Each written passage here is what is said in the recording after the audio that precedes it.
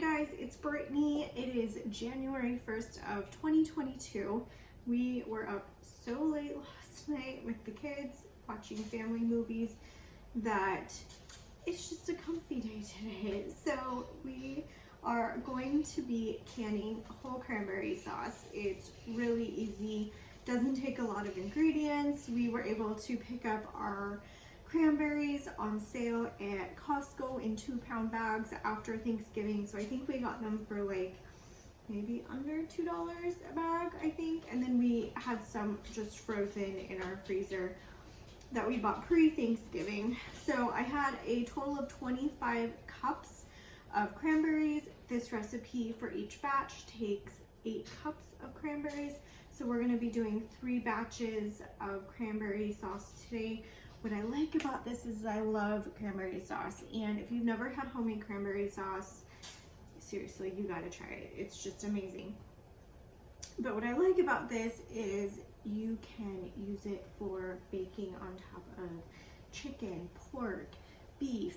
You can use it as a side dish. You can use it as a garnish. There's just so many things that you can use with cranberry sauce, and it's relatively inexpensive, but it's really easy to make.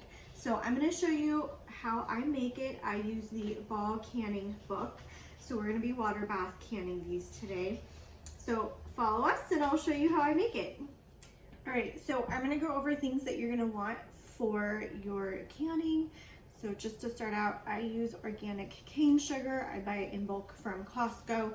So when you do put this in to boil, it is going to turn your water brown, but no worries. Once you put your cranberries in there, it's going to take on the color of your cranberries. So it's not a big deal.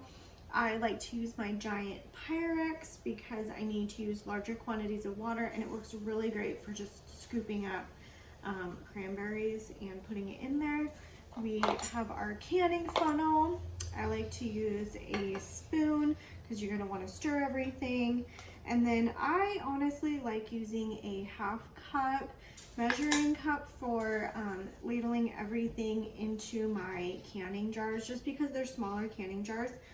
I really like it, but I also just keep this out because we're going to need to scoop sugar into our water. You obviously don't have to do that much.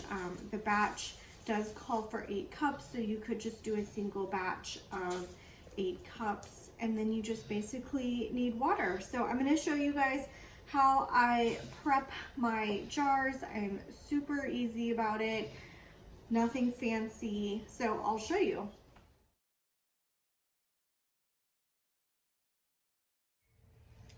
All right, so this is honestly how I prep my jars. I put them in a giant pan, and then I have an Instant Hot, and then I just fill this up, and they are all basically close to the top, sitting in super hot water.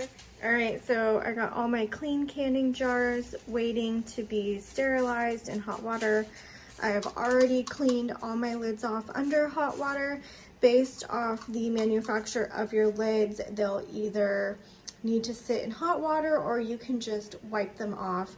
Mine I got in a huge bulk size off Amazon, and they just needed to be washed off and they're ready to go. And then I've got my sealing lids, which I've got thousands of these. Oh my gosh. So I've got everything out. Now we're ready to go.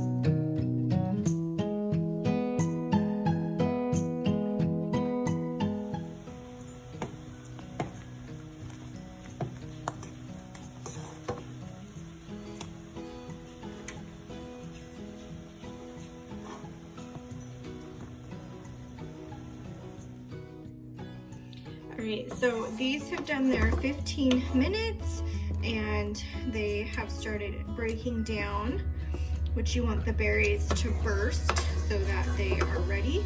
So now we're ready to start ladling them in jars. Alright, so I personally like just using a measuring cup. We do need to do a 1/4 inch of headspace, so basically we can do towards the top because you want to allow for expansion during water bath canning.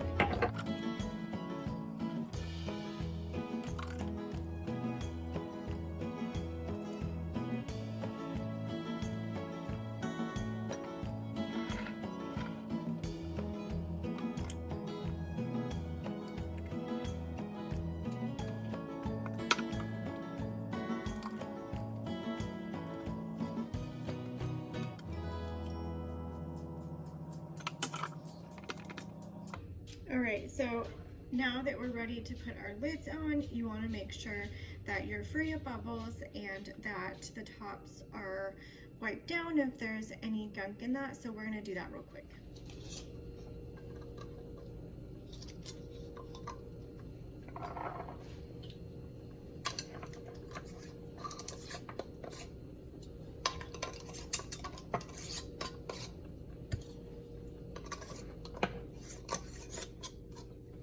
All right, so these are hot.